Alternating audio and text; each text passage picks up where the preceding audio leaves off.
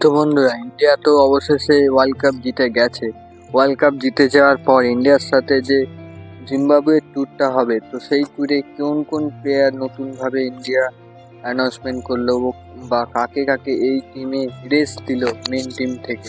তো চলুন এসব বিষয় নিয়ে কথা বলবো। আপনার যদি এখনো না জানা থাকে যে জিম্বাবুয়ে ট্যুরে কোন কোন প্লেয়ার খেলছে, তো চলুন জেনে নিই।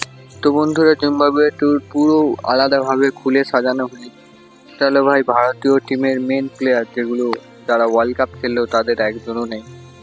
ঠিক আছে, রিজার্ভের কিছু প্লেয়ার যাবে ওখানে, যেরকম জয়সওয়াল যাবে, আপনার খালিদ আহমেদ যাবে, সঞ্জু স্যামসন যাবে, ক্যাপ্টেন হিসেবে যাবে আপনার শুভমান গিল, ঋতুরাজ গায়কোয়াড়, অভিষেক শর্মা, নীতিশ রেড্ডি, ঠিক আছে, রবি বিষ্ণই, মুকেশ কুমার, খালিল আহমেদ।